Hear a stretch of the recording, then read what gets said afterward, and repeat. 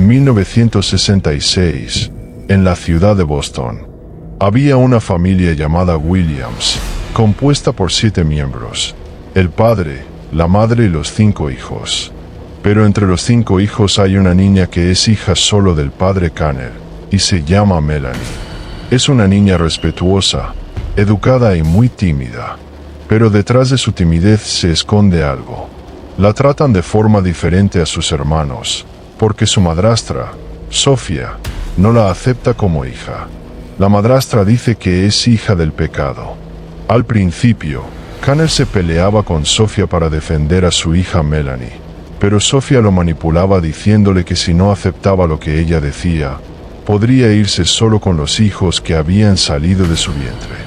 El amor que Kanner sentía por Sofía era enorme, así que obedecía todo lo que ella le decía. Con las manipulaciones y el lavado de cerebro, el padre maltrataba a su propia hija, junto con su mujer.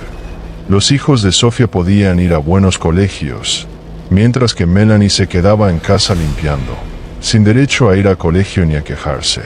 Cuando todos se iban a la cama, Melanie tenía que encargarse de organizarlo todo antes de acostarse. Y sus hermanastros le gastaban bromas y ensuciaban las cosas a propósito para que ella las limpiara de nuevo. Cuando Melanie llegaba al sótano, que era su habitación, simplemente lloraba y se preguntaba dónde estaba su madre.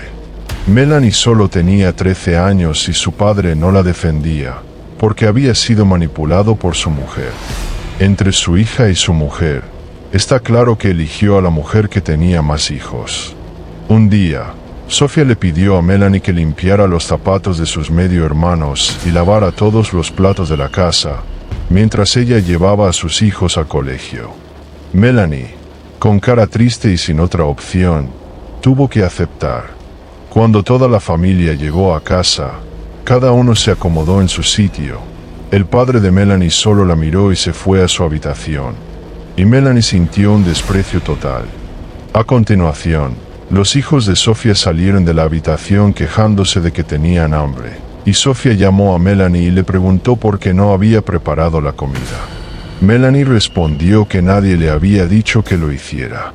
Sofía, ya muy enfadada, llamó a Kanner para hablar con él. Esa misma noche, llamaron a Melanie al patio. Sus inocentes ojos temblaban, sin entender lo que estaba a punto de suceder. Sofía, fría y cruel, la acusó de ser una carga para la familia, la hija que nunca debería haber nacido. Kanner intentó defender a Melanie una vez más, pero las manipulaciones de su mujer fueron más fuertes. Kanner, en silencio, sujetaba con fuerza el brazo de su propia hija, mientras las lágrimas corrían por el rostro de la niña. «Papá, ¿por qué?», susurró Melanie, antes de que la oscuridad la envolviera para siempre.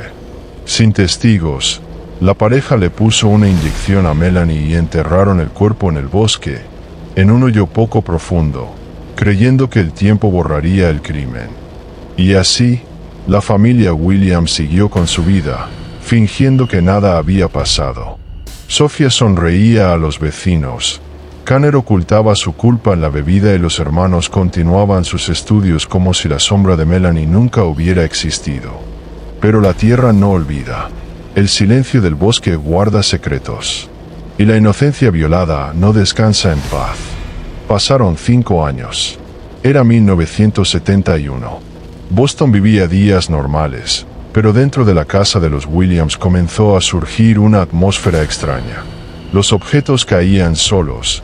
Las puertas se cerraban de golpe durante la madrugada, voces suaves susurraban en los pasillos. Sofía culpaba al viento. Kanner culpaba a su propia mente perturbada. Pero los hijos comenzaron a ver algo. Una figura en el rincón oscuro del sótano, una silueta con ojos brillantes y llenos de lágrimas. Era Melanie. Su cuerpo yacía en la tierra fría, pero su espíritu había regresado para reclamar lo que le habían quitado. Su presencia se sentía en cada rincón de la casa. Por la noche, los hermanos se despertaban con arañazos en los brazos. Sofía oía pasos detrás de ella incluso cuando estaba sola, y Kanner ya no podía dormir. atormentado por sueños en los que Melanie lo miraba fijamente y le repetía la misma pregunta. «Papá, ¿por qué?». Los días se volvieron insoportables. La comida se echaba a perder sin explicación. Los animales del vecindario evitaban la casa y la oscuridad parecía instalarse incluso antes de la puesta del sol. Sofía intentaba rezar, pero las velas se apagaban solas. Connor bebía hasta caer rendido, pero al abrir los ojos, siempre veía el pálido rostro de Melanie junto a la cama. Melanie decidió vengarse, y entonces comenzaron las muertes. Primero fue el hijo mayor de Sofía. Lo encontraron ahogado en la bañera, aunque no había agua. Después, la segunda hija, quemada viva dentro de su habitación, mientras los demás juraban haber visto a Melanie cerrar la puerta con llave. El miedo se apoderó de la familia, pero ya era demasiado tarde. Uno a uno, los hermanos fueron víctimas de la venganza de la niña que nunca recibió amor, solo desprecio. Hasta que solo quedaron Connor y Sofía. Una noche tormentosa, mientras el viento golpeaba las ventanas, los dos oyeron pasos lentos que venían del sótano. Las puertas de la casa se cerraron solas, encerrándolos dentro. La luz se apagó y solo el sonido de una respiración infantil resonaba en el pasillo. Sofía gritaba, pero su voz era engullida por la oscuridad. Connor temblaba, hasta que una vela se encendió sola en el centro de la sala. Allí estaba Melanie. Ya no era la niña tímida e indefensa, sino una figura envuelta en sombras, con una mirada de profundo odio y una presencia que helaba el alma. No dijo nada, solo caminó hacia su padre y su madrastra. Y esa noche, el grito de Sofía resonó por el vecindario, seguido de un silencio eterno. A la mañana siguiente, los vecinos encontraron la casa vacía. Connor, Sofía y los niños habían desaparecido. Solo quedaba el sótano, con las paredes cubiertas por una frase escrita con sangre. La hija del pecado nunca olvida. Desde entonces, la casa de los Williams permaneció abandonada. Pasaron los años, pero las paredes guardaban el peso de cada grito, cada lágrima y cada secreto no revelado. Por fuera, parecía solo otra propiedad olvidada por el tiempo. Ventanas rotas, puertas podridas, techo en ruinas. Pero quienes se atrevían a acercarse, juraban sentir un escalofrío recorriendo su espina dorsal, como si la propia casa respirara. Algunos decían que, durante la noche, se oían pasos ligeros en el patio. Otros afirmaban ver, detrás de las cortinas rasgadas, una sombra inmóvil, parada, solo observando, esperando. Y había quienes aseguraban que, si alguien se atrevía a entrar, nunca saldría igual. En 1983, una nueva familia desafió los rumores. Creían que los rumores eran solo leyendas locales, historias contadas para asustar a los más débiles. Decidieron comprar la casa, pensando que podrían convertirla en un hogar. Pero no sabían que, al cruzar esa puerta oxidada, no solo estaban entrando en una propiedad, estaban entrando en un territorio de dolor, de venganza y de sangre. Melanie, al ver la felicidad de los adolescentes, recibiendo el cariño de su padre y su madre biológicos, se enfureció, porque veía en esos adolescentes la felicidad que ella no había vivido. Con el corazón lleno de rencor, decidió que todos pagarían, que nadie sería feliz, como ella no lo había sido. En los primeros días, algo extraño llamó la atención de los vecinos. El jardín, que había permanecido seco durante años, floreció de repente. Surgieron rosas rojas, vivas, intensas, como si se alimentaran de algo que no provenía de la tierra. Pero el perfume que se esparcía no era dulce. Era metálico, pesado, como el olor del hierro, como el olor de la sangre fresca. Por la noche, los nuevos residentes oían pasos corriendo por los pasillos, risitas infantiles que surgían de repente y cesaban bruscamente. La hija menor de la familia, aún inocente, dijo que había hecho una amiguita. La describió como una niña con un vestido blanco sucio, con los ojos siempre húmedos y las manos frías como el hielo. El padre intentó ignorarlo. La madre rezaba sin cesar, pero nada disipaba la sensación de que había algo al acecho, algo que nunca dormía. Y entonces comenzaron los ataques. Las puertas se cerraban con tanta fuerza que la madera se agrietaba. Los cuadros se caían de las paredes, como si fueran empujados por manos invisibles.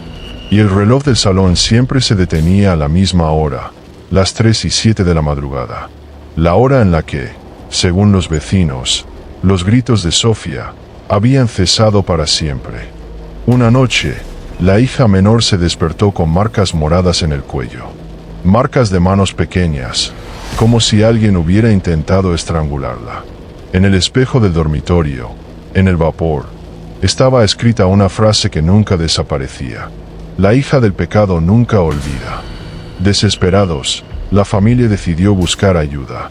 Llamaron a un sacerdote, un hombre conocido por enfrentarse a lugares donde pocos se atrevían a permanecer. El padre Samuel. Llegó con paso firme, trayendo consigo un crucifijo gastado y una Biblia de páginas amarillentas. Al cruzar la puerta, ya sintió la presencia. El viento trajo voces infantiles, risas finas y burlonas, que resonaban en sus oídos. Dentro de la casa, el aire era pesado, casi imposible de respirar. Pero él no dudó. Con voz firme, comenzó a rezar. En el nombre del Padre, del Hijo y del Espíritu Santo, que esta casa sea purificada. Fue entonces cuando apareció Melanie, la sombra de una niña, con un vestido blanco sucio, los ojos llorosos y fijos. Su voz resonó como un lamento. ¿Crees que puedes echarme? ¿Crees que puedes arrebatarme lo único que me queda? Las paredes temblaron, las puertas se cerraron violentamente, y de las grietas de la casa surgieron decenas de sombras, gritando al unísono. La hija del pecado nunca olvida, nunca olvida, nunca olvida. El sacerdote levantó la cruz, roció agua bendita y gritó: «Sal de esta casa, vuelve al lugar al que perteneces». Pero Melanie se rió. Una risa fina y cortante que hizo que las bombillas estallaran una tras otra. El crucifijo se le escapó de las manos al sacerdote y cayó al suelo. En ese instante, la casa se sumió en el silencio. El padre Samuel cayó de rodillas. El sudor le corría por la cara, le temblaban las manos. Y con lágrimas en los ojos, confesó: «Yo no puedo. Llevo demasiados pecados. La lucha contra este mal exige santidad. Y yo no soy puro. Yo no soy digno». La familia quedó en estado de shock. Esperaban que ese hombre fuera su salvación, pero lo vieron salir derrotado, llevándose consigo solo su vergüenza. Sin decir nada, el sacerdote se marchó, dejándolos solos ante el mal. Solos, resistieron unos días más. Pero cada noche era peor. Las paredes ahora sangraban palabras. La hija menor ya no sonreía. Y por la noche, decía que Melanie se sentaba junto a su cama, le cogía la mano y le susurraba al oído: «Serás mi hermana para siempre». La madre, presa de la desesperación, le rogó a su marido que se marcharan. Y así lo hicieron. Huyeron apresuradamente, en medio de la noche, abandonándolo todo. La casa volvió a quedar vacía, pero nunca en silencio, porque lo que habitaba allí no podía ser expulsado. El dolor de Melanie no se disipaba con oraciones. Se fortalecía, crecía. Cada familia que se atrevía a entrar, la hacía más poderosa. Cada lágrima, cada miedo, cada oración fallida, alimentaba su furia. Hoy, la casa sigue en pie, rodeada de abandono, pero viva por dentro. Y aquellos que se atreven a cruzar su puerta, juran oír pasos detrás de ellos. Juran sentir manos frías sobre sus hombros. Juran oír voces infantiles susurrando cosas que no pertenecen a este mundo. Algunos dicen que han visto a Melanie parada en el porche, inmóvil, con los ojos llorosos, como si estuviera esperando. Esperando, por ti. Porque Melanie no busca la liberación. No desea la paz. Desea compañía. Y una vez que sus ojos tristes encuentran los tuyos, ya no hay vuelta atrás. Dejas de ser un visitante y te conviertes en prisionero. Un habitante más, de la maldición eterna de la casa de los Williams.